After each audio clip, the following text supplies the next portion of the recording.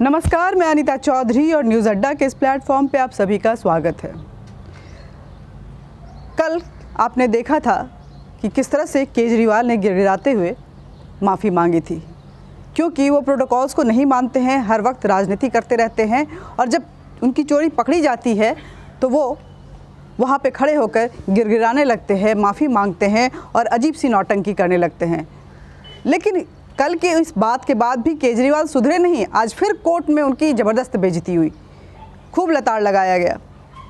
दरअसल ऑक्सीजन की किल्लत को लेकर के मामला दिल्ली हाई कोर्ट पहुंचा था और जब इस मामले की सुनवाई चल रही थी आज, तो उस पे कोर्ट ने पूछा कि आखिर आपकी तैयारी क्या है, किस तरह से आप लोगों को जो ऑक्सीजन की कमी है उसकी आपूर्ति कर पाएंगे।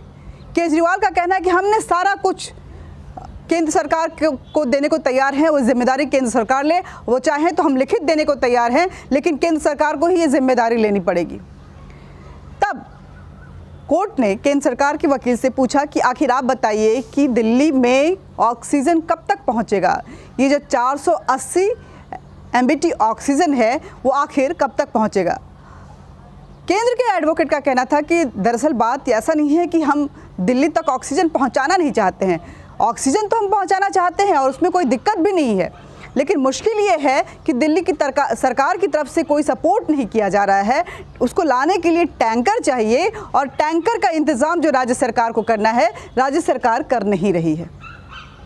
इस पर कोर्ट ने दिल्ली सरकार के अधिकारियों को और उनके वकील को फटकार लगाते हुए पूछा कि आखिर आप टैंकर क्यों नहीं दे रहे हैं, लोगों की जान के साथ क्यों खेल रहे हैं। इस बार का जो कोरोना का लहर है वो एक बीमारी की तरह नहीं, वायरस की तरह नहीं, बल्कि सुनामी की तरह फैल रहा है। ऐसे में आप लोगों की जान को किस तरह से बचाएंगे। लेकिन बेशर्मी देखिए केजरीवाल सरकार की। केजरीवाल सरकार बोलते हैं कि जी हम कुछ नहीं कर सकते हैं, ये सारा कुछ केंद्र सरकार को हम लिखित रूप में देने को तैयार हैं, वो हमारी मदद करें और अगर कुछ भी उनको चाहिए तो उन्हीं को करना पड़ेगा, हम बस लिख के दे सकते हैं कि हाँ हम उनको ये सारी जिम्मेदारी दे रहे हैं।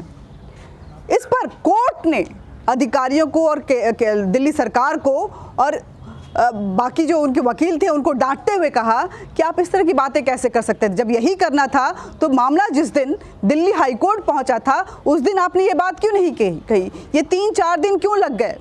और एक बात जान लीजिए, अगर आम लोगों की जान के साथ इस तरह से खिलवाड़ किया जाता रहा तो मैं किसी को छोड़ूंगा नहीं, कोर्ट किसी को नहीं छोड़ेगी।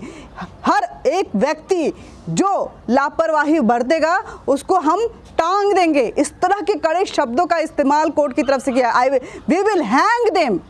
इस तरह के कड़े शब्दों का इस्तेमाल कोर्ट की तरफ से किया गया केजरीवाल सरकार की तरफ से। लेकिन बेशर्म केजरीवाल सरकार तब भी नहीं मानी, वो सफाई पे सफाई दिए जा रहे थे। तब कोर्ट ने पूछा कि आखिर आप ये बताइए कि आप बार बार ऑक्सीजन का रोना रो रहे हैं, लेकिन हमारे पास जो दस्तावेज मौजूद हैं उसमें साफ नज़र आ रहा है कि दिसंबर 2020 में ही आपको पूरी तरह से बजट सैंक्शन हो चुका था ऑक्सीजन प्लांट्स लगाने के लिए। फिर वो 8 ऑक्सीजन प्लांट्स आपको लगाने थे, लेकिन उसमें से अब तक सिर्फ 1 लग पाए हैं, बाकी पर काम क्यों नहीं हुआ, वो पैसे कहाँ गए, आखिर उसको क्रियान्वित क्यों नहीं किया गया।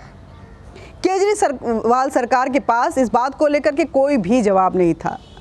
वो कोर्ट के सामने एक बार फिर गिड़गिड़ाते हुए नजर आए और इस पर जवाब देने के लिए वो मोहलत मांगने लगे उनके वकील कि हुजूर हमें थोड़ा वक्त चाहिए, हम इसका जवाब देंगे और ये देंगे। मामला सोमवार तक के लिए टल चुका है, सुनवाई जो है। लेकिन बेशर्मी की हद देखिए कि केजरीवाल सरकार जो 15 अप्रैल को बोलती है कि यहाँ जी ऑक्सीजन की कोई कमी नहीं है, 17 अप्रैल को उनका बयान आता है कि दिल्ली में ऑक्सीजन ही नहीं है और लोग ऑक्सीजन के मारे मरे जा रहे हैं, केंद्र सरकार हमारी मदद नहीं कर रही है। ये बात छुपाते हुए कि केंद्र सरकार की तरफ से उनको बजट एलोकेट हो चुका था दिसंबर में ही और प्लांट्स लगाने की बात कह दी गई थी। उनमें से 1 प्लांट लग भी चुका है, लेकिन बाकी को लगवाने की जहमत केजरीवाल सरकार ने नहीं उठाई। यही नहीं, उन्होंने कहा कि कोरोना जो है इस बार का 4th वेव है और ये बिल्कुल ही माइल्ड है, लेकिन ठीक 3 दिन बाद फिर उनका बयान होता है कि चौथा वेव जो है वो सुनामी में बहुत ही स्ट्रॉन्ग है और ऐसे में हमारे लिए काम करना मुश्किल है, हम काम नहीं कर पा रहे हैं, बेड्स की कमी है, ऑक्सीजन की कमी है, वेंटिलेटर की कमी है, आखिर हम किस हद तक संभालें, कैसे संभालें, ये हमसे नहीं हो पा रहा है। ये पोस्टर बॉय हैं। जो भी बजट इनको दिया जाता है राज्य के विकास के लिए और राज्य की जनता की सुरक्षा के लिए, वो बजट वो सिर्फ और सिर्फ अपने एडवर्टीजमेंट में ख़त्म कर देते हैं। वो पोस्टर बॉय बन के हर जगह उनका आप देखेंगे कि होर्डिंग्स, पोस्टर, बिलबोर्ड्स ये सब नज़र आएगा आपको दिल्ली पे। मीडिया में आप देखेंगे कि प्रिंट मीडिया के फ्रंट पेज पे और इलेक्ट्रॉनिक मीडिया के हर 3 मिनट बाद आपको उनके एड्स जो हैं वो दिखाई देंगे किसी ना किसी रूप में। पेड न्यूज़ चलवाने के लिए केजरीवाल बुरी तरह से बदनाम हो चुके हैं। अब दिल्ली की जनता को सोचना होगा, क्योंकि फ्री बिजली, फ्री पानी और पता नहीं क्या क्या चीज़ें वो फ्री दे रहे हैं दिल्ली की जनता को। तो आखिर दिल्ली की जनता को फ्री बिजली और पानी चाहिए या जान बचाने के लिए ऑक्सीजन चाहिए?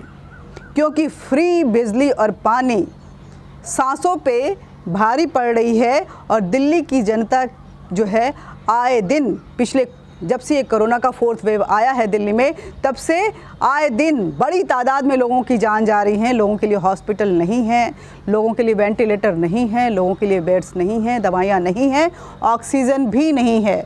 तो मुफ्त के चक्कर में ऐसा ना हो कि ये मुफ्त का बिजली पानी आपके लिए जानलेवा साबित हो। सोचना है दिल्ली की जनता को कि आखिर मुफ्त में हर चीज़ बांटने, रेवड़ी बांटने वाले इस केजरीवाल सरकार को वो किस हद तक बर्दाश्त करेंगे, या माफ़ी मांगकर वो एक बार फिर आएंगे और जनता माफ़ी देते हुए एक बार फिर उनको चुनेगी, क्योंकि उनको जान की ज़रूरत नहीं है, उनको मुफ्त की बिजली चाहिए, मुफ्त का पानी चाहिए और ढेर सारा शराब चाहिए। नमस्कार, मिलते रहेंगे, बातचीत करते रहेंगे, लेकिन बातचीत का ये सिलसिला जारी रहे इसलिए आप हमारे चैनल को सब्सक्राइब ज़रूर करें, शेयर ज़रूर करें, क्योंकि सच बोलती हूँ और कोई एजेंडा यहाँ नहीं होता है। जिसकी कमी होती है उसकी बाल की खाल उखाड़ती हूँ और सच बोलने वाले की आवाज़ आप भी बनिए, जन जन तक पहुँचाइए, क्योंकि आजकल सबसे ज़्यादा क्राइसिस किसी चीज़ की चल रही है तो वो ऑनेस्टी की है। नमस्कार।